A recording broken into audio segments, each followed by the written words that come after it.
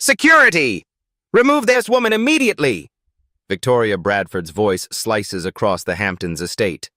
Her Cartier watch glints as she waves dismissively. I will not have our family's reputation destroyed by some crasher looking for handouts. Angela Washington doesn't move. Ma'am, I believe there's been a misunderstanding.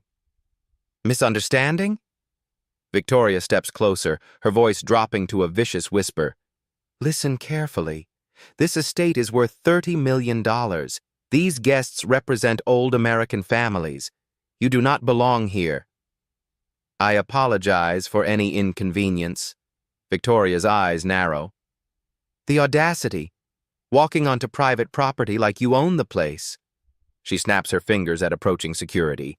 Escort her out, now, before she tries to steal something or embarrass herself further. Angela's hands remain steady at her sides. Her voice carries quiet grace. Of course. As you wish. Victoria has no idea she just threatened the wrong woman. Angela doesn't leave. Instead, she walks toward the garden path like she's done it 1,000 times before. Her steps follow the exact route to avoid loose flagstones that would trip other guests. The catering manager freezes mid-conversation. Mrs. Bradford, that's... What? Victoria whirls around. Nothing, ma'am. The manager's face goes pale. He busies himself with champagne flutes, stealing glances at Angela. Victoria notices the staff's strange behavior. Servers whisper among themselves, pointing discreetly. The head groundskeeper removes his cap when Angela passes, then quickly looks away when Victoria stares. Why is everyone acting so weird? Victoria mutters. Angela moves through the estate with unsettling familiarity. She avoids the rose garden's irrigation sprinklers without looking down. Takes the shortcut past the carriage house that only longtime residents know. Her fingers brush the oak tree where someone carved initials decades ago. Victoria follows at a distance, her irritation growing. That woman is studying our property like she's planning to rob us. The wedding planner approaches nervously. Mrs. Bradford, perhaps we should... Should what? Victoria's voice rises. Let some random woman sue our family's estate? I don't think so.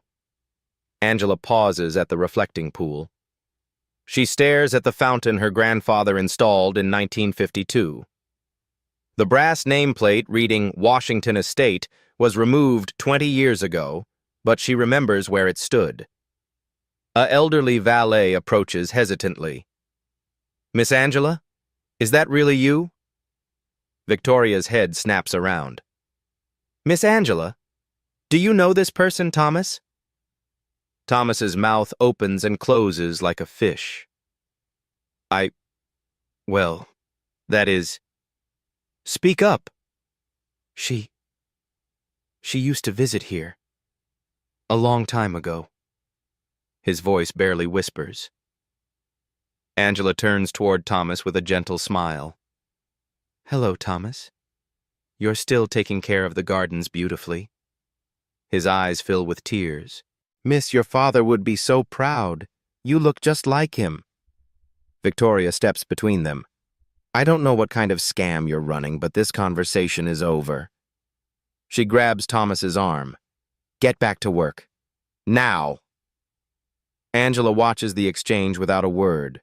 Her composure remains perfect even as Victoria treats the elderly man like property. More staff members begin to recognize her. Hushed conversations spread through the service areas. The head butler looks ready to faint.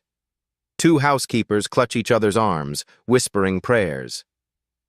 What is wrong with everyone today? Victoria demands. The wedding coordinator clears her throat. Mrs. Bradford, the ceremony begins in 1 hour. Perhaps we should focus on final preparations. Not until this situation is resolved. Victoria points an accusatory finger at Angela. She's making our entire staff nervous. They can barely do their jobs. Angela continues her quiet tour of the property. She knows which floorboards creak in the east wing, where the hidden safe sits behind the library portrait. Which bedroom window offers the best view of sunrise over Long Island Sound? This knowledge terrifies the staff more than Victoria's threats ever could. Victoria notices their fear and misinterprets it completely. See? Even if they know something's not right about her. Angela pauses at the main house's rear entrance. The brass doorknob still bears her family's monogram, though someone tried to file it away. She traces the faded letters with one finger. Thomas watches from across the courtyard, his face a mask of guilt and sorrow. The storm is coming, and Angela Washington stands at its center. "This has gone far enough!" Victoria storms across the terrace, her heels clicking like gunshots on marble. "Security, I want her removed from the property this instant." Two uniformed guards approach Angela reluctantly. "Ma'am, we need you to come with us." "Of course." Angela rises from the garden bench gracefully. Victoria's voice carries across the lawn, deliberately loud. "I will not have wedding crashers disrupting our family celebration. The absolute nerve of some people." Nearby guests turn to stare. Their conversations halt mid-sentence. "Is that woman a problem?" asks Constance Whitmore, adjusting her emerald necklace. Victoria seizes the moment. "She wandered onto our property uninvited, claims she belongs here." Her laugh sounds like breaking glass, as if we would associate with her type. The phrase hangs in the air like poison. Angela continues walking toward the exit, flanked by security. Her spine remains straight, her dignity intact. "Good riddance," mutters Harrison Blackwell, loud enough for others to hear. "These people have no respect for boundaries." His wife nods approvingly. The entitlement is astounding, walking onto private property like she owns the place. More guests join the chorus of disapproval. Their voices grow bolder, crueler. Probably looking for handouts. Or planning to steal something. Should have called the police immediately. Angela pauses at the garden gate. She turns back toward the house, memorizing faces, taking mental notes of who speaks, who stays silent, who looks away in shame. Victoria notices the careful observation. "What are you doing? Why are you staring at our guests?" "I'm simply appreciating the gathering." Angela's voice remains calm as silk. "Appreciating?" Victoria's face flushes red. "You mean intimidating? Making our guests uncomfortable with your presence?" The wedding photographer lowers his camera nervously. He's captured the entire confrontation on film, but something tells him these images might matter later. "Delete those photos," Victoria snaps. "I won't have this embarrassment documented." "Yes, ma'am." He quickly scrolls through his camera but doesn't actually delete anything. Angela notices this exchange with interest. Her lawyer's instincts catalog every detail. Thomas the groundskeeper watches from behind a hedge, wringing his cap in weathered hands.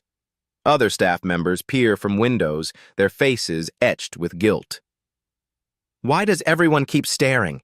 Victoria demands. "Get back to work, all of you!" The servers scatter, but continue stealing glances at Angela. Their discomfort is obvious to anyone paying attention. Victoria's friend Margaret approaches. "Darling, who was that woman?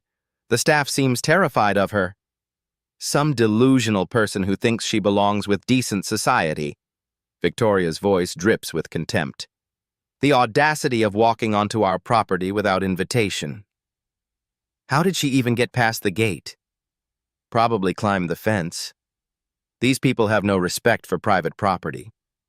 Angela reaches the estate's main entrance. The iron gates bear the same Washington family crest that once adorned every building on the property. She runs her fingers across the metal scrollwork her great-grandfather commissioned in 1924. The security guard notices her gesture. His face goes white. "Ma'am, we should go." "In a moment." Angela studies the brass nameplate welded over the original family name. The cover job was sloppy, done in haste 20 years ago. Behind her, the wedding guests continue their satisfied chatter about removing the intruder. They congratulate themselves on protecting their social circle. Victoria addresses the crowd like a victorious general. Ladies and gentlemen, please forgive the disruption. Some people simply don't understand their place in society. Applause ripples through the assembled elite. Angela finally steps through the gates, but instead of walking away, she moves to her car parked across the street. She opens the trunk and retrieves a leather briefcase. The security guard takes a step backward. "Ma'am, what's in the case?" Angela's smile is small and mysterious. "Documentation." She walks back toward the gates with purposeful steps. The real confrontation is about to begin. Angela returns through the gates carrying her briefcase. "What now?" Victoria's voice rises an octave. "Security, she's back." "Ma'am, we escorted her out as requested." "Then escort her out again." Victoria's face reddens with fury. "And this time, make sure she stays gone." But Angela doesn't approach the main gathering. Instead, she walks calmly to an empty table at the reception's edge and sits down. The absolute audacity. Victoria turns to her guests. "She's actually trying to crash our wedding reception." Margaret gasps dramatically. "Should we call the police?" "I'm considering it." Victoria pulls out her phone. "This is harassment at this point." Angela opens her briefcase and begins reviewing documents. Her concentration is absolute, professional. What is she reading? Harrison squints across the lawn. "Looks like legal papers." Victoria's blood chills. "Legal papers? What could she possibly—" She stops herself. "It's probably fake, trying to intimidate us with props." A server approaches Angela's table hesitantly. She orders a glass of water, speaking quietly. Victoria marches over to intercept. "Absolutely not. Do not serve this woman anything." "But ma'am, she's sitting at a reception table." "I don't care where she's sitting. She is not a guest.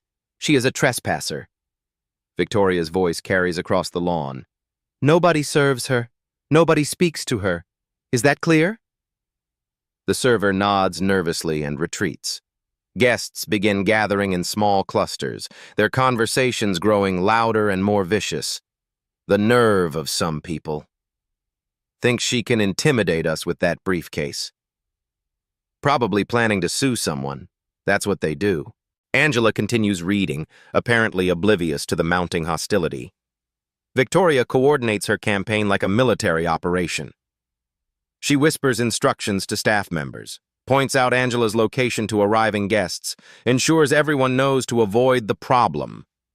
The photographer circles the reception, but carefully avoids Angela's section. When his lens accidentally captures her in the background, Victoria appears instantly. "I told you to delete any photos of that woman." "Yes, ma'am, just getting crowd shots. Get them from the other direction." A group of young socialites approach Angela's table, giggling. "Excuse me, but this is a private event." Angela looks up from her papers. "Yes, I understand." "Then why are you still here?" The leader, a blonde in a pink dress worth more than most cars, crosses her arms. "This isn't a public park." "You're absolutely right." Angela's voice remains steady. "So leave." "I will, when appropriate." The blonde's friends laugh mockingly. "When appropriate? Who do you think you are?"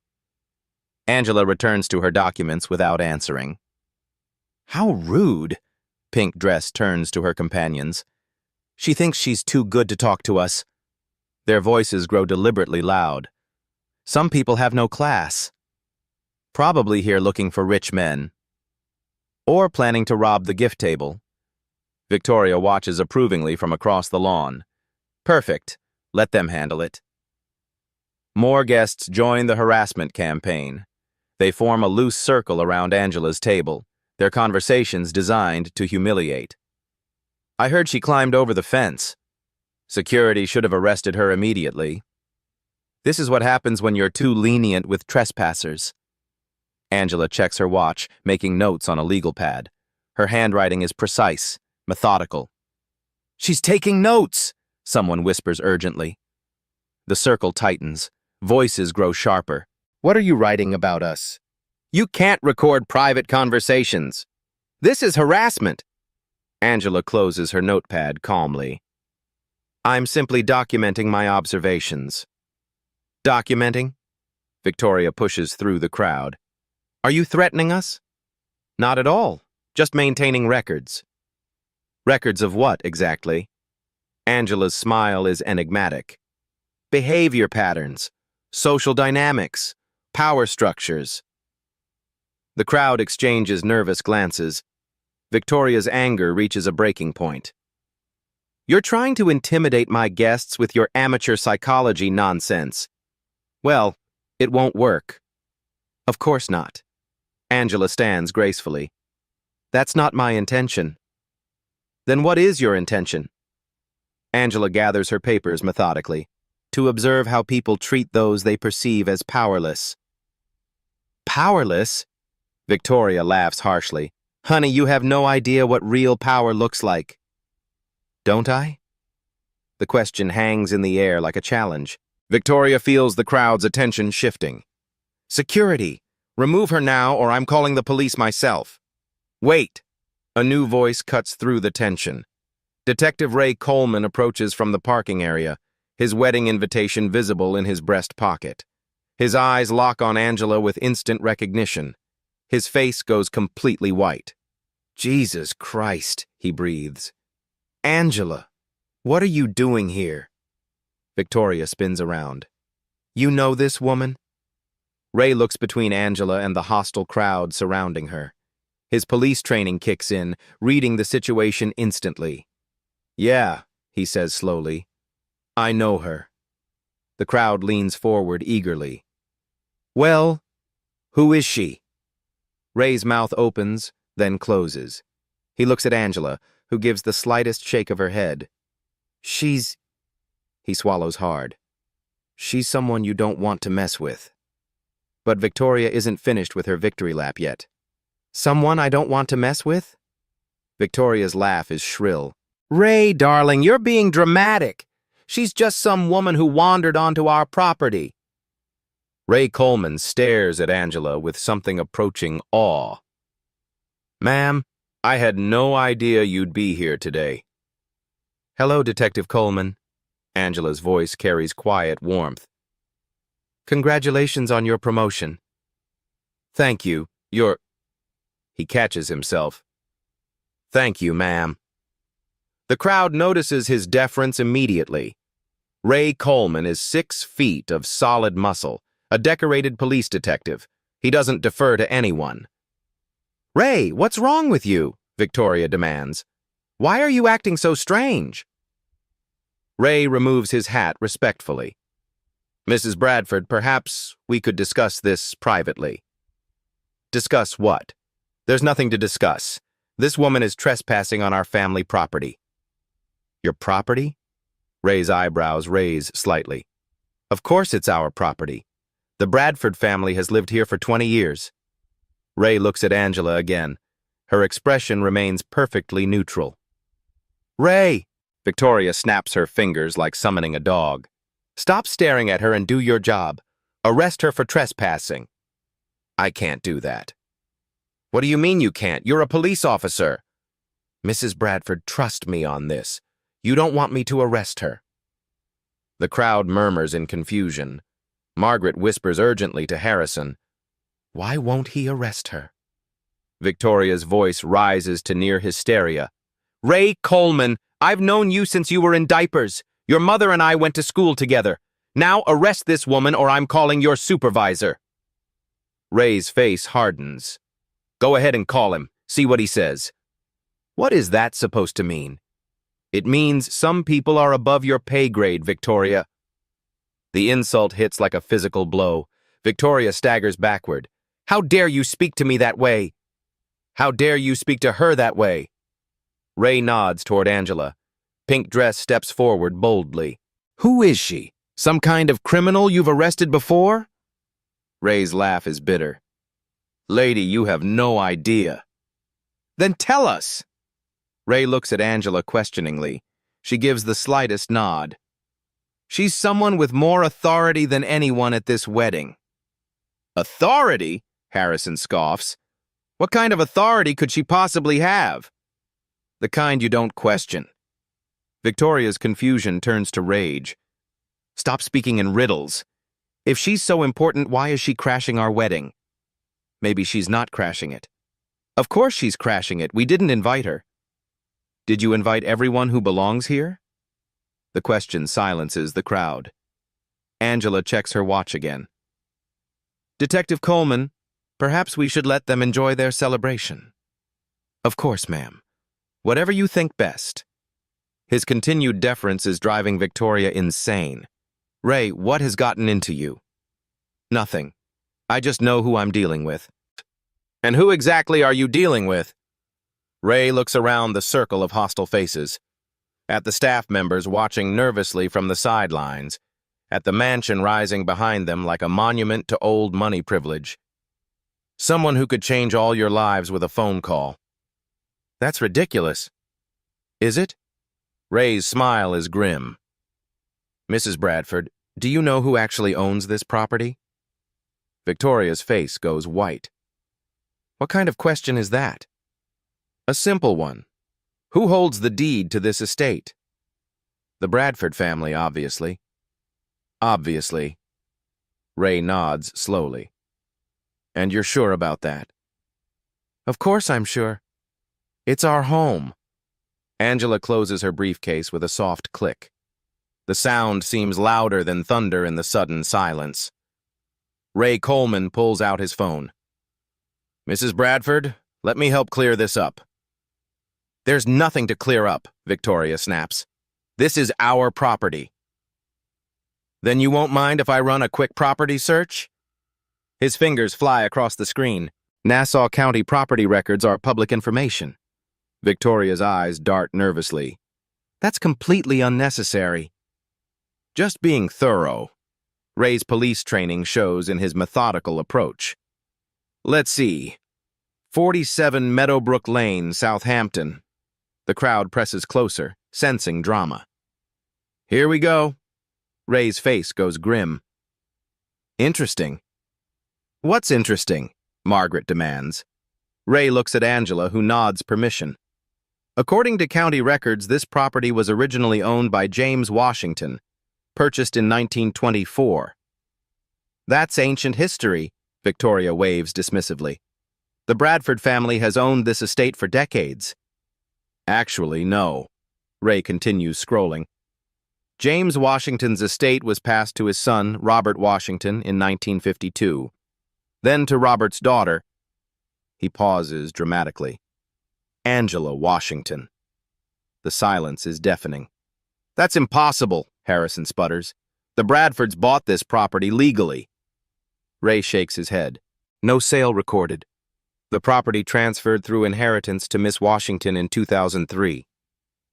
Victoria's face drains of color. There must be some mistake in the records. County records don't lie. Ray's voice carries cop authority. But let's double check. He makes a phone call. Hey, Maria? Ray Coleman. Can you pull the complete file on 47 Meadowbrook Lane? Yeah, I'll hold. While they wait, Angela opens her briefcase again. She removes a manila folder thick with documents. What are those papers? Pink Dress asks nervously. Property deeds, tax records, inheritance documentation. Angela's voice is library quiet. Would you like to see them? Victoria lunges forward. Don't show them anything. This is some kind of elaborate scam. Ray holds up his hand. Maria, yeah, I'm here. He listens intently. Uh-huh. No sales recorded. Property taxes paid by Angela Washington Trust. His eyes widened. For how long? 22 years? He hangs up slowly. Well, Victoria's voice cracks. Miss Washington has been paying property taxes on this estate since 2003. The crowd erupts in confused chatter. That's impossible, Victoria shrieks. We've been living here. We've been maintaining the property. Angela speaks for the first time. Without permission. Without what? You've been living on my property without permission for 20 years. Victoria's world tilts sideways. Your property? Your property? Angela removes a document from her folder. Original deed, signed by my grandfather in 1924. Inheritance papers from my father's estate. Current property tax records. She spreads them on the table like playing cards. Ray examines them professionally.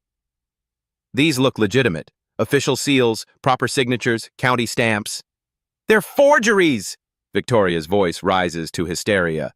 Elaborate forgeries designed to steal our home. Ma'am, Ray's patience wears thin. Do you have any documentation proving your family owns this property? Victoria's mouth opens and closes like a fish. Of course we do. It's in the safe. Somewhere. Then perhaps you should retrieve it. Angela checks her watch again. Detective Coleman, don't you think the wedding guests deserve to know the truth about where they're celebrating?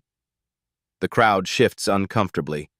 They came for a society wedding, not a property dispute. Margaret whispers urgently, Victoria, just show them your deed. End this nonsense. It's not nonsense, Victoria hisses back. This woman is trying to steal our home. Ray's phone buzzes with a text. He reads it, then looks at Angela with something approaching reverence. Ma'am, I just received additional information about you. With your permission, should I share it? Angela considers carefully. Not yet, Detective. Let's stay focused on the property issue. Of course, madam. His continued deference is driving the crowd crazy. Harrison steps forward aggressively. What additional information? Who is this woman? Someone with more authority than anyone here realizes, Ray repeats. Victoria sees her control slipping away. Stop being cryptic. Either arrest her for trespassing or leave. I can't arrest someone on their own property. It's not her property. Victoria's scream echoes across the lawn. Wedding guests at distant tables turn to stare. Angela retrieves another document. Property survey from 1924. Note the boundaries. The oak tree with carved initials marks the northeast corner. She points to the massive oak where she'd paused earlier. The reflecting pool was installed in 1952 to commemorate my grandfather's military service. The brass nameplate was removed approximately 20 years ago, but you can still see the mounting holes. Every detail checks out. The crowd follows her descriptions like a guided tour. The carriage house foundation was poured by my great-grandfather in 1920. If you check the basement, you'll find his initials carved in the concrete. JW 1920. Victoria looks ready to vomit. You researched our property to make your story believable. I researched my property to reclaim what's mine. The word reclaim hits like a hammer blow. Thomas the groundskeeper approaches slowly, his cap in his weathered hands. Miss Angela, your father would be so proud of the woman you've become. Thomas, no! Victoria whirls around. Don't you dare speak to her! Mrs. Bradford, with respect, this young lady's family built this estate. Her grandfather hired my father in 1945. I've worked on these grounds for 40 years. The revelation stuns the crowd into silence. Her family owned this estate when mine was still in Ireland, Thomas continues quietly. The Washingtons were good people, fair people. They treated us like family. Victoria's face contorts with rage. Thomas, you're fired! Pack your things and get off our property! Actually, Angela's voice cuts through the tension, Thomas works for me. He has for 20 years. I've been paying his salary through the estate management company. Another bombshell detonates. Ray nods confirmation. Property taxes, groundskeeper salaries, maintenance costs, all paid by the Angela Washington Trust. This is insane, Victoria screams. We live here. This is our home. You've been my tenants, Angela says calmly. Without a lease, without permission. without paying rent. Have you ever wondered how someone could live on property they don't own for decades? Stay with me. This gets deeper. Angela removes the final document from her folder. 20 years ago, my father received a letter claiming the property had been sold to cover estate debts. The letter was signed by Bradford Estate Management. She holds up a copy. The letter was fraudulent. No debts existed. No sale occurred. The property remained in Washington family ownership. Victoria's knees buckle. She grabs Margaret's arm for support. The fraud was sophisticated, Angela continues. Forged documents, fake legal correspondence, even bribes to remove public records. Ray's cop instincts sharpen. Ma'am, are you saying the Bradford family committed fraud? I'm saying someone did. The crowd stares at Victoria with dawning horror. But Angela isn't finished revealing her true power yet. Victoria Bradford straightens her spine like a cobra preparing to strike. This is extortion. Her voice carries across the lawn with renewed authority. Years of commanding servants and intimidating staff flow back into her posture. Ladies and gentlemen, she addresses the crowd, we're witnessing a sophisticated con game. This woman has spent months, maybe years, researching our family to construct this elaborate fraud. Margaret nods vigorously. Victoria's right. She probably found old property records and built her story around them. Harrison joins the counterattack. The timing is suspicious, showing up at a wedding with fake documents, hoping to catch us off guard. Angela remains seated, observing the coordinated response. Think about it logically, Victoria continues, warming to her theme. If she really owned this property, why wait until today? Why not contact us privately? Because she wanted maximum embarrassment, Pink Dress adds. Maximum leverage for her lawsuit. The crowd murmurs agreement. The familiar narrative of false accusation against respectable families resonates with their experience. Victoria pulls out her phone. I'm calling our family attorney, Richard Pemberton of Pemberton, Hayes & Associates. He'll expose this fraud in minutes. She dials with theatrical precision. Richard? Victoria Bradford. We have a situation. Yes, at the wedding. Some woman claiming she owns our estate, fake documents, fake. Yes, please come immediately. Victoria hangs up triumphantly. Our lawyer is on his way. He's handled property disputes for 30 years. He'll know forgeries when he sees them. Ray Coleman shifts uncomfortably. Mrs. Bradford, maybe you should wait. Wait for what? To be swindled? Victoria's confidence soars. Ray, I understand she's fooled you with her act, but you're a police officer. Use your training. My training tells me... Your training should tell you to arrest someone attempting fraud. The crowd rallies behind Victoria's newfound strength. She's right, Harrison declares. This whole performance reeks of a setup. Margaret points an accusatory finger at Angela. Look at her sitting there so calmly. She planned this whole thing. Victoria seizes the momentum. Exactly. She researched our family, learned our wedding date, crafted fake documents, even bribed that old fool Thomas to support her story.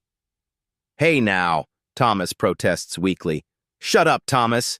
Victoria snaps. You're probably part of this scam. How much did she pay you?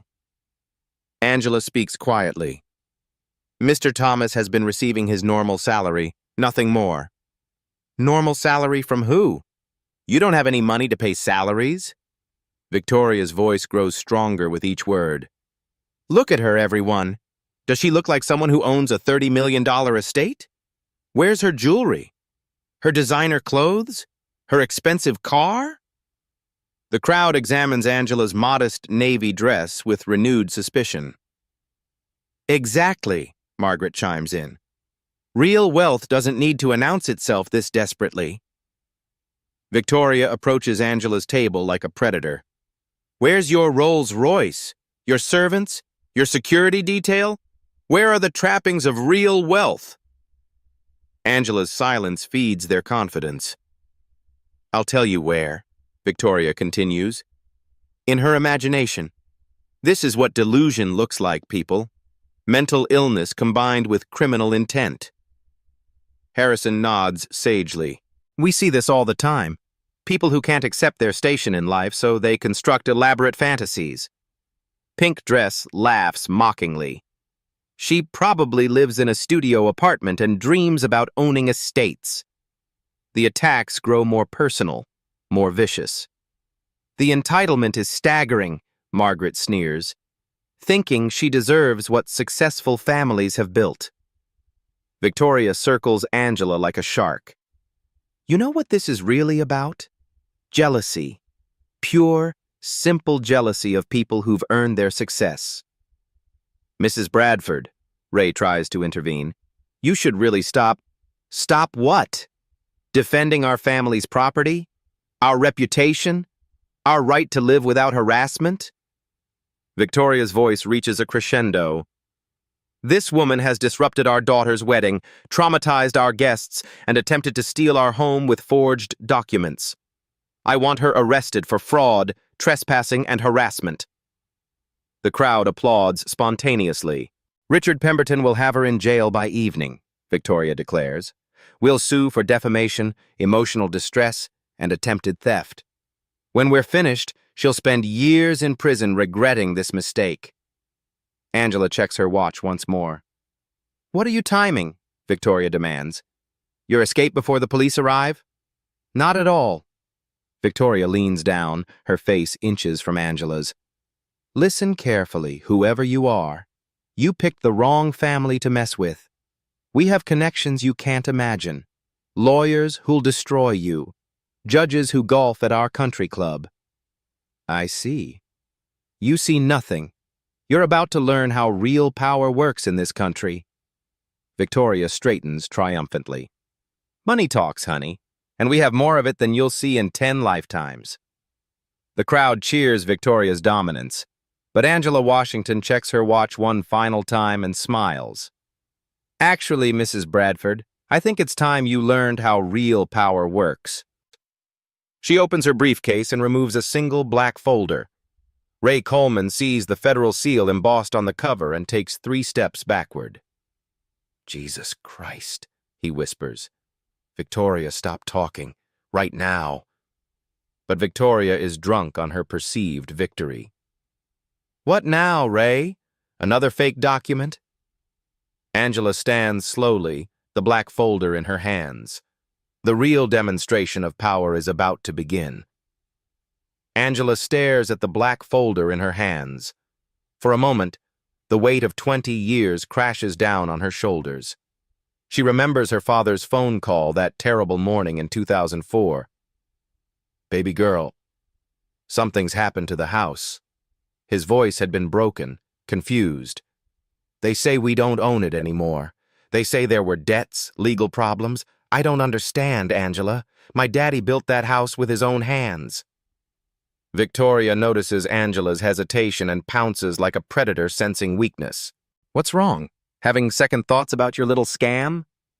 The crowd grows bolder, sensing victory. She's stalling, Harrison laughs, probably trying to figure out how to escape. Margaret steps closer. Look at her hands shaking. The guilt is eating her alive. Angela thinks about her father's funeral 3 years later. He died still believing he'd somehow lost the family estate. Died thinking he'd failed his ancestors, failed his daughter. Daddy never got to see his home again, she whispers. Victoria's smile turns savage. What was that? Feeling sorry for yourself? My father died thinking he'd lost everything. Good. Maybe this will teach you not to covet other people's property. The cruelty hits like a physical blow. Angela's composure finally cracks. Victoria sees the tears forming and moves in for the kill. Oh, now we get the sob story. Let me guess. Poor little girl whose daddy filled her head with fairy tales about owning mansions. The crowd laughs approvingly. Pathetic, Pink Dress sneers. Absolutely pathetic. Angela closes her eyes, fighting back 20 years of pain and rage. Victoria leans down again, her voice a vicious whisper. Your father was probably a drunk who gambled away whatever little money he had. Then he filled your head with lies about some imaginary inheritance. Stop. Angela's voice barely carries. Stop what? Telling the truth? Your whole family is probably a long line of losers and criminals. Margaret joins the attack. Look at her, Victoria. This is what failure looks like. This is what happens when people don't know their place. Angela remembers her grandfather's stories about building this estate. Her great-grandfather's immigration from Virginia. 4 generations of Washington family history rooted in this soil. All stolen, all denied, all mocked by these people who've lived on her land like parasites. Victoria circles her again. You know what the saddest part is? You actually believed your own fantasy. You convinced yourself you deserved something you never earned. This has to be mental illness, Harrison adds. Normal people don't construct these elaborate delusions. The federal folder feels heavy in Angela's hands. With one phone call, she could destroy every person at this wedding. Fraud charges, tax evasion, conspiracy. She has the power to send Victoria to federal prison for decades. But her father's voice echoes in her memory. Baby girl, always remember, power without mercy isn't power at all. It's just revenge. Have you ever been pushed so far that you wanted to use every weapon at your disposal? Tell me in the comments what you would do. Victoria mistakes Angela's silence for surrender. Finally accepting reality? Ready to admit this was all a pathetic lie? Angela opens her eyes. The tears are gone, replaced by something much more dangerous. Judicial calm. Mrs. Bradford, you mentioned that money talks. Damn right it does. And that you have connections I can't imagine. More than you'll ever see. Angela stands slowly, the black folder held like a weapon. You mentioned judges who golf at your country club. Victoria's smile widens. The best money can buy. Interesting. Angela's voice carries a new tone that makes Ray Coleman step backward. Because I've been wondering about something. What's that, honey? Angela opens the federal folder, revealing the golden seal inside. I've been wondering what those judges would say if they knew you'd been committing federal fraud for 20 years. Victoria's smile falters. Federal fraud? What are you talking about? Angela's transformation is complete. The grieving daughter disappears. The federal judge emerges. I think it's time we discussed your real problems, Mrs. Bradford. The federal seal gleams in the afternoon sunlight. Ray Coleman recognizes it instantly. His police training kicks in as he reads the official designation embossed in gold. Oh my God! His voice carries across the suddenly quiet lawn. Ma'am, I had no idea you were on the bench. Victoria's confidence wavers. On the bench? What bench? Ray removes his hat again, this time with obvious reverence. Mrs. Bradford, you need to stop talking. Right now. Why should I stop talking? Because you're insulting a federal judge. The words hit like lightning. Several guests gasp audibly. Harrison's champagne glass slips from his fingers, shattering on the flagstones. Victoria stares at the folder in Angela's hands. That's impossible. Judge Angela Washington, United States District Court for the Eastern District of New York. Ray's voice carries cop authority. Appointed by the President, confirmed by the Senate. The crowd backs away instinctively. Even wealthy socialites understand federal power. Margaret grabs Victoria's arm. Victoria, we need to leave. Now.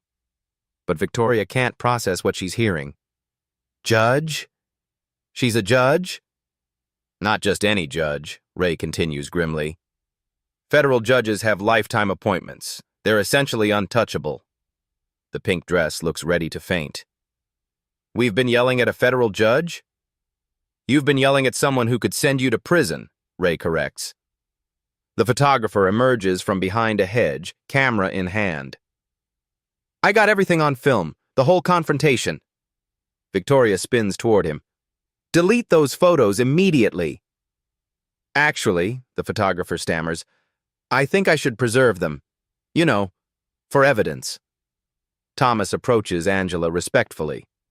Your Honor, your father would be so proud. He always said you'd be somebody important. Thank you, Thomas. Angela's voice carries judicial dignity. You've taken excellent care of the property. More staff members emerge from the house. The head butler, 2 housekeepers, the catering manager. All approach with obvious deference. Your Honor, the butler speaks carefully. We've always known this was your family's estate. We've been hoping you'd return. Victoria stares in horror as her own staff abandons her. You all knew? You've known this whole time? Ma'am, we tried to tell you, the catering manager explains. But you never listened. Detective Coleman checks his phone. Your Honor, I've just received word from my captain. If you need any assistance with this matter... Thank you, Detective. That may be necessary. The power dynamic has completely reversed. Victoria finds herself surrounded by people who now defer to Angela's authority. A well-dressed older man approaches from the parking area. Excuse me, I'm looking for Richard Pemberton's client.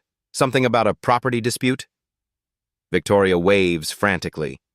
Richard! Over here! Thank God you're... The man stops dead when he sees Angela. His briefcase falls from his hand. Judge Washington? His voice cracks with terror. What are you doing here? Angela smiles coolly. Hello, Mr. Pemberton. I believe you represent Mrs. Bradford? The lawyer looks between Victoria and Angela like a trapped animal.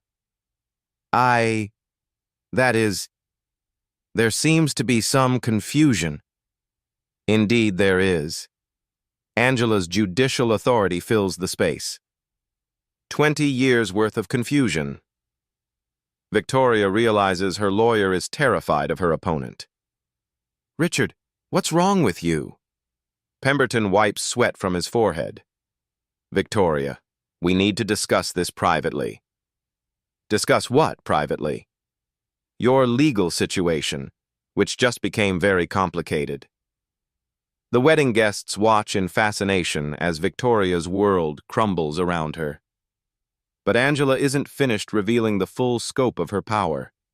Richard Pemberton pulls Victoria aside desperately. We need to leave. Immediately. Leave? Why would we leave our own property? Pemberton's face goes ashen.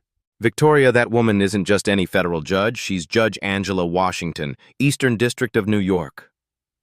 So what? So she handles major federal crimes, organized crime, public corruption, financial fraud. His voice drops to a terrified whisper. She sentenced 3 congressmen to prison last year. Victoria's world tilts sideways. That can't be right. It gets worse. Pemberton checks his phone frantically. According to her court records, she's presided over dozens of property fraud cases. Her conviction rate is 97%. The color drains from Victoria's face. Angela approaches slowly, her judicial presence now undeniable. Mr. Pemberton, I believe your client has questions about property ownership. Your Honor, I'm sure this is all a misunderstanding. Is it? Angela opens her federal folder completely. Because I have extensive documentation of mail fraud, wire fraud, tax evasion, and conspiracy to commit theft of federal property. Pemberton's briefcase trembles in his hands. Federal property? This estate includes wetlands protected under federal environmental law. Unauthorized occupation constitutes a federal crime. Victoria finally understands the scope of her disaster. Federal crime? 20 years of federal crime. Angela's voice carries courtroom authority. with evidence of intent to defraud, systematic cover-up, and bribery of public officials. The wedding guests watch in horrified fascination as their host becomes a federal criminal defendant. "Your Honor," Pemberton stammers, "perhaps we could discuss a settlement." "Settlement?" Angela's laugh is ice-cold judicial steel. "Mr. Pemberton, your client just spent the last hour publicly humiliating me, threatening me, and attempting to have me arrested on my own property." Victoria grabs Pemberton's arm. "Do something!" "There's nothing I can do. She's a federal judge, on her own property, which you've been illegally occupying."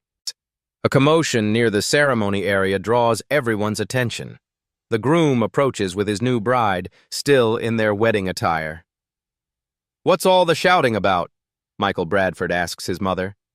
Victoria points a shaking finger at Angela. "That woman is trying to steal our home!" Michael looks at Angela and freezes. His face goes white as his mother's. "Judge Washington?" His voice barely whispers. Angela nods formally. "Hello, Mr. Bradford. Congratulations on your marriage." The crowd senses another revelation building. Victoria stares between them. "You know her too?" Michael's hands shake visibly. "Mom, we need to talk. Privately." "Talk about what?" "3 years ago, I appeared before Judge Washington's court." Victoria's knees buckle. "What?" "Federal money laundering charges. I was facing 25 years in prison." Michael's voice cracks with emotion. "Judge Washington showed mercy. She gave me community service instead of prison time." The revelation detonates like a nuclear bomb. "She saved my life, Mom. I would have spent my best years in federal prison if not for her compassion." Victoria stares at Angela in complete shock. You're the judge who chose rehabilitation over punishment for your son," Angela confirms. "Who believed he deserved a second chance." Michael turns to the assembled guests. "Ladies and gentlemen, Judge Angela Washington is the reason I'm free to marry the woman I love today." The irony is devastating. Victoria has spent the afternoon attacking the woman who saved her son's future. "Your Honor," Michael approaches with obvious reverence, "I had no idea you would be here today. I should have invited you personally to thank you for everything." Angela's smile carries judicial mercy. "Mr. Bradford, I came to observe how power treats the powerless. The lesson has been educational." And Victoria realizes she's been publicly humiliating a federal judge who holds her son's life in her hands. The complete reversal of power is now absolute. Michael Bradford steps toward the wedding microphone. "Ladies and gentlemen, I need to make an important announcement." The crowd turns from the drama to listen, champagne glasses frozen halfway to lips. Victoria lunges forward. "Michael, don't you dare!" "Judge Washington," Michael speaks into the microphone, his voice carrying across the entire estate. "Would you please join me?" Angela walks calmly to the small platform. Her federal authority is now unmistakable to everyone present. "3 years ago," Michael continues, "I stood before this woman's bench, facing federal money laundering charges that could have destroyed my life." Gasps ripple through the wedding guests. Some pull out phones to record. "I was guilty. The evidence was overwhelming. I deserved prison." Michael's voice cracks with emotion. "Judge Washington could have sentenced me to 25 years. Instead, she saw something worth saving." Victoria tries to reach the microphone. "Michael, stop this right now." "She gave me community service, mandated financial counseling, required victim restitution." Michael looks directly at Angela. "But most importantly, she gave me hope that people can change." The crowd listens in stunned silence. "Your Honor, I spent 200 hours serving meals at homeless shelters because of your sentence. I learned what real poverty looks like, what real struggle means." His voice grows stronger. You didn't just save my future. You saved my soul. Angela nods graciously, but says nothing. Michael turns to face the crowd.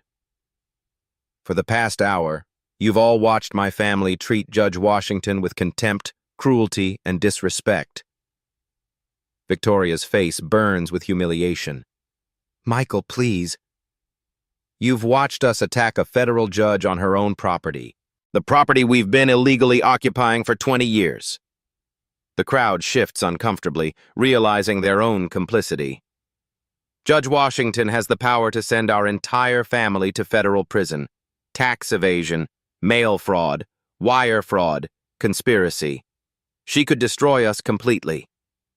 Pemberton whispers urgently to Victoria, "We need to plea bargain, immediately." Michael looks at Angela with obvious reverence. "Your Honor, my family owes you everything. Our freedom, our future, our very lives." He turns back to the crowd. "Ladies and gentlemen, we are celebrating my wedding on property that rightfully belongs to the woman my mother just spent an hour trying to humiliate."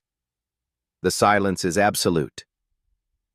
"Judge Washington," Michael's voice fills with emotion, "I don't know why you're here today, but I'm grateful for the opportunity to publicly thank you." He removes the microphone from its stand and walks to Angela. "Your Honor, would you like to address our guests?" Angela takes the microphone with judicial calm. "Mr. Bradford, thank you for your honesty." Her voice carries across the estate with quiet authority. "Ladies and gentlemen, I came here today to reclaim my family's property." Victoria collapses into a chair. "But watching your son speak with such courage and growth, I'm reminded why I chose mercy 3 years ago." Angela pauses, letting the words sink in. "Justice isn't about punishment. It's about accountability, restitution, and change." She looks directly at Victoria. "Mrs. Bradford, you've lived on my property for 20 years without permission. You've committed multiple federal crimes. You've stolen from my family's legacy." Victoria trembles visibly. "However," Angela continues, "your son's transformation gives me hope that people can learn from their mistakes." The crowd leans forward, sensing a decision. Angela's judicial mercy is about to reshape all their lives. Angela hands the microphone back to Michael. "I am gifting this estate back to your family," she announces, "with conditions." Victoria's relief is palpable until Angela continues. "Mrs. Bradford, you will publicly apologize to every staff member you threatened today. You will establish a fund for grounds maintenance that honors the Washington family legacy, and you will never again treat any person as beneath your consideration." Victoria nods frantically. "Yes, Your Honor, anything." Additionally, Thomas will receive a formal recognition for his 40 years of faithful service. The Washington family crest will be restored to its rightful place, and this estate will host an annual scholarship fund for underprivileged students. The crowd watches Victoria's complete transformation from predator to penitent. "Mr. Pemberton, your client will voluntarily report the tax irregularities to federal authorities. Cooperation now may reduce consequences later." Pemberton nods grimly. Pemberton nods. "Understood, Your Honor." Angela surveys the assembled guests one final time. "Ladies and gentlemen, remember this day. True authority doesn't demand respect through intimidation. It earns respect through service." She closes her briefcase with quiet dignity. Some people command a room without saying a word. Others scream and still command nothing. Angela Washington walks toward her car, leaving behind a wedding that will be remembered for all the wrong reasons and all the right lessons. Final question for you. When you have real power, do you use it to elevate others or diminish them? Share your thoughts below and subscribe for more stories about justice in unexpected places.